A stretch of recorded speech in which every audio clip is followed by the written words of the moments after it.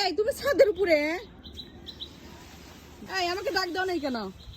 বাকি নেই কতগুলো আম পারছে, ফেটে গেছে তো। কতগুলো পেকে গেছে দাও তো। ঝাঁকি দিছিলাম মনে হয় নাকি? সব রাখি দিছি। হ্যাঁ এ হে সব এই ফেটে গেছে। আরো আছে ঝাঁকি দিয়ে তো পারা যাবে না, পারলে পড়ে যাবে, ফেটে যাবে।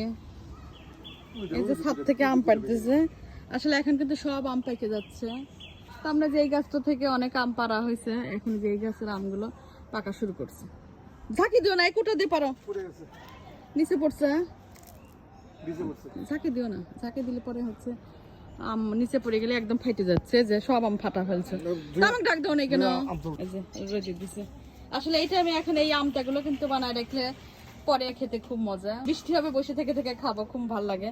তো আমাদের যে বুবি আছে সে বানাইছে এগুলো সব। এই যে পাশে যে অনেকগুলো পাকা আছে, এখন এইগুলো আমটা বানানোর জন্য পাইয়ে নিচ্ছে, কারণ এই গাছের আমটা বেশি ভালো না, মানে পাকলে অত ভালো লাগে না।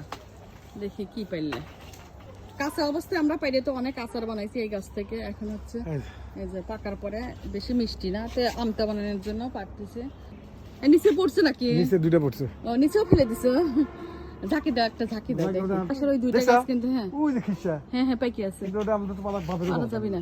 ওই দুইটা গাছ কিন্তু খুব ভালো, মানে যে আমাদের বসার ছিটের ওইখানে দুইটা গাছ আছে, ওই দুইটা গাছ খুব ভালো।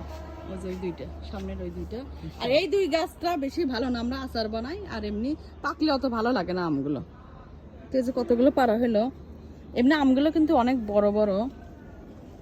তো আচার বানাই, এখন যে আমটা বানানোর জন্য পারি নেওয়া হচ্ছে। তো ধরে কিন্তু খুব যে বেশি তাও না, আবার কমও ধরে না, অনেক ধরে, মানে হয়ে যায়, আমাদের পরিবারের সবার হয়ে যায়। আম দেখতেছি ঝাঁকি দাও দেখি, দেখি ঝাঁকিতে পড়ে নাকি। নাম নাই আগে ঝাঁকি দিয়ে পারছো মনে হয়, আগেই তো থাকিতে পারছি এই জন্যই পড়তেছে না। ওই ডাল ঝাঁকি দাও, ওটা লাগে নিচে পড়বে সব ও জাম আছে তো। আর দেখেন আমাদের ছাদের উপর কি সুন্দর জবা ফুল ফুটে থাকে, অনেক ফুটছিল, কিন্তু এর কিছুদিন আগে আরো বেশি ফুটছিল, প্রত্যেকদিন প্রায় 50-60টা করে।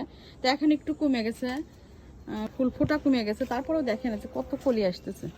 আসলে ছাদের উপর উঠলে এরকম ফুল ফোটা দেখলে কিন্তু খুবই ভালো লাগে, কত পরিমাণে কলি।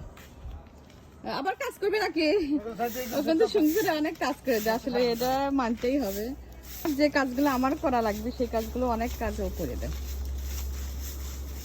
আর ছাদের উপর কিন্তু আমরা ঝাড় দিয়ে ঠিক রাখতে পারি না, কারণ দেখেন কি পরিমাণে চারদিক দিয়ে গাছ, এই যে এত পরিমাণে গাছ যে ঝাড় দেবো কতবার বলেন, এই যে অনেক গাছ, এই জন্য ঝাড় দিয়ে রাখতে পারি না। তো মাঝে মাঝে এসে ঝাড় দেওয়া হয়। আর যে এইখান দিয়ে এই গাছগুলো লাগাইছি, এটা হচ্ছে আঙ্গুর গাছ, আর যে পাশ দিয়ে এই গাছগুলো লাগানো হয়েছে, নিচের দিক ঝুলে পড়ছে গাছগুলো, খুব সুন্দর লাগে। আর এই গাছগুলোর নাম আমি আসলে জানি না সঠিক।